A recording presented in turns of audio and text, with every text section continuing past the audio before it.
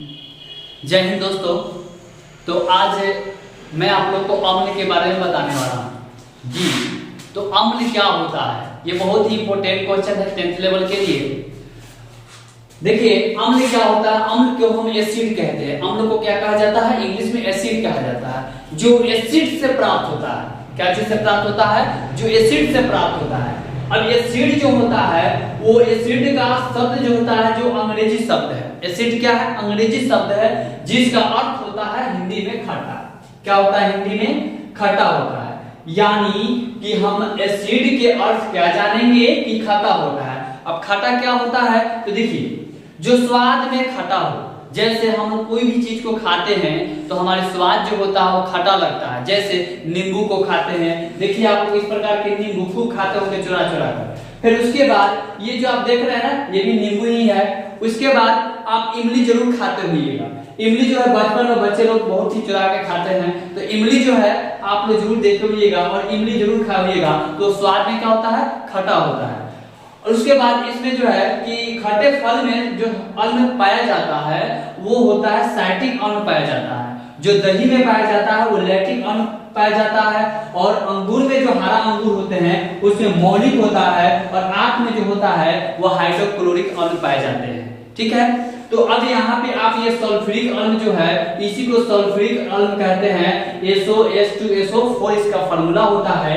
ये आपका दही है। इस दही में जो आपसे कोई पूछेगा कि दही में बताइए कौन सा अम्ल पाया जाता है, तो क्या बताइएगा, लैक्टिक अम्ल। ठीक है, उसके बाद लैक्टिक अम्ल पाया जाता है कैसे में, दही में। तो दही में जो पाया जाता है कौन सी अम्ल पाया जाता है, लैक्टिक अम्ल पाया जाता है। कौन सी अम्ल, लैक्टिक अम्ल पाया जाता है। उसके बाद अगर आपसे कोई पूछे कि नींबू में कौन सा अम्ल पाए जाते हैं, तो नींबू में खास करके जो अम्ल पाए जाते हैं वो आपको क्या होता है, साइट्रिक अम्ल पाए जाते हैं। यानी अधिकांश जो फल होते हैं, यानी अधिकांश जितने भी फल होते हैं उसमें सभी में ज्यादातर जो पाए जाते हैं वो साइट्रिक अम्ल ही पाए जाते हैं।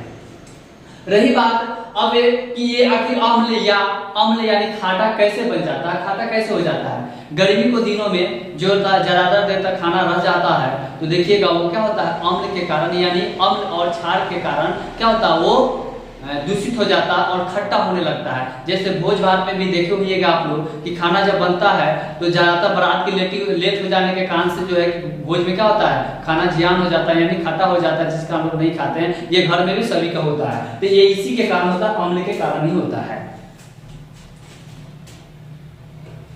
उसके बाद हम जानेंगे कि अम्लों की जो अवस्था होती है, अम्लों के 3 अवस्थाएं होते हैं। एक होता है ठोस, दूसरा होता है द्रव, तीसरा होता है गैस।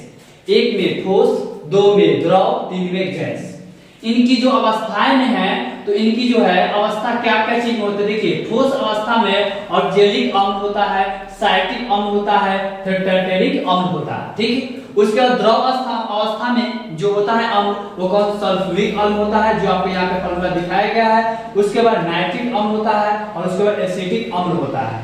उसके बाद गैस जो है, गैस में हाइड्रोक्लोरिक अम्ल हो जाता है जो एक हाइड्रोजन और क्लोराइड गैस का क्या होता है, जलीय विलयन होता है। तो ये आज जाने हम लोग अम्ल के बारे में, ये अम्ल क्या होता है और इसकी अवस्थाएं कितने होते हैं। फिर अगले वीडियो में मिलेंगे। जय हिंद, जय भारत।